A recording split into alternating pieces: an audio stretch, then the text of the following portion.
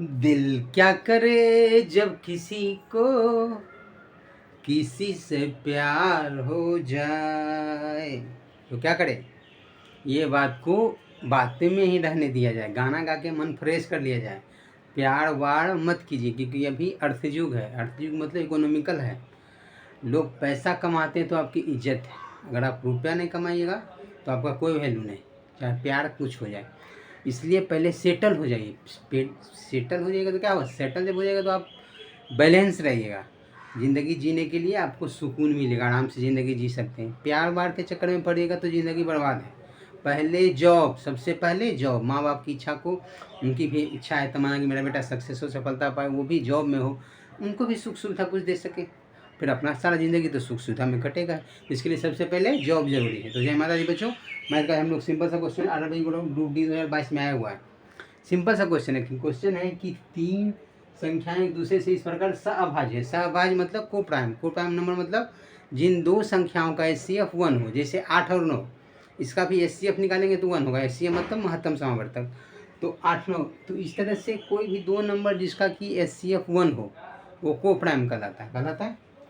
अब यहाँ से देखिए, तो पहली दो संख्या का गुणनफल 357। हमने मान लिया कि तीन संख्याएं ए बी और सी है। तो पहली दो संख्या नहीं, ए गुने बी बराबर 357, और अंतिम दो संख्या का गुणनफल 609 यानी बी गुने सी 609। तो तीनों संख्या के योगफल ज्ञात करें। तो पहले ये जान लीजिए कि ए गुने बी 357 और बी गुने सी 609, और हम इसका एचसीएफ निकाल लेते हैं। तो दोनों में बी कॉमन है तब बी निकल जाएगा।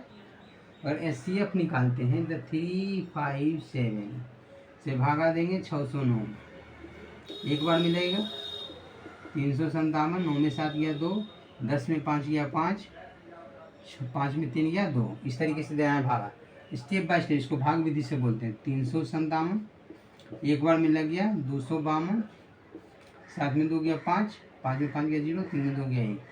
फिर 105 से दिए 252, दो बार में 210, 2 5 से गया 4 कट। 42 से दिए 105 में, 42 दूना 84, 5 से 4 गया 1, 10 से 8 गया 2।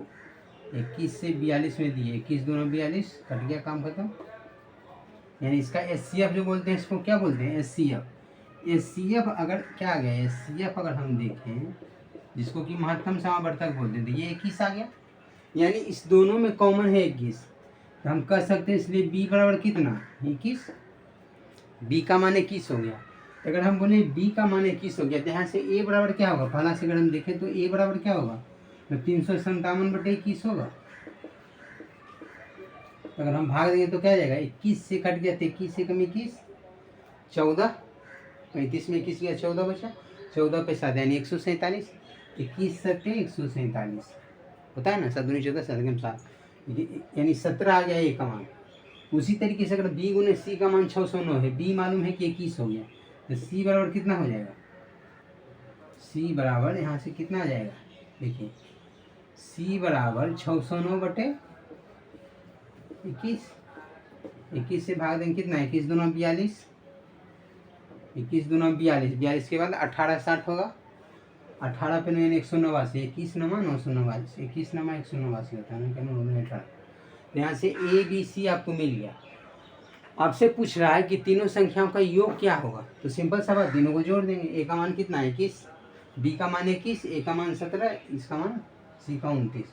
तो बी प्लस सी यानी 29 31 20 50 50 10 60 7 67, यानी तीनों संख्याओं का योगफल 67, यानी option number B is the right answer for this question. तो आप लोग समझ गए होंगे कि नहीं समझे होंगे।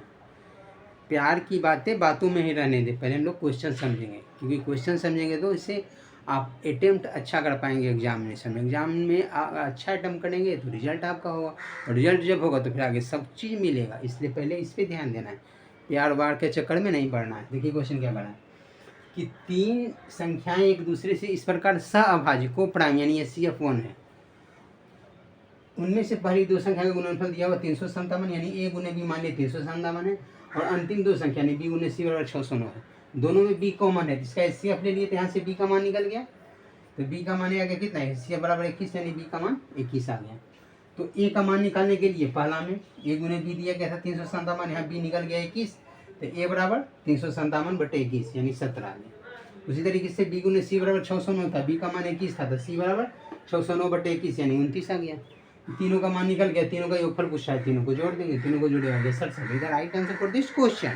तो इस तरीके से हम लोग इस कंसेप्ट को समझ गए। फिर नेक्स्ट क्वेश्चन के साथ तब तक मिलते हैं। Thank you so much.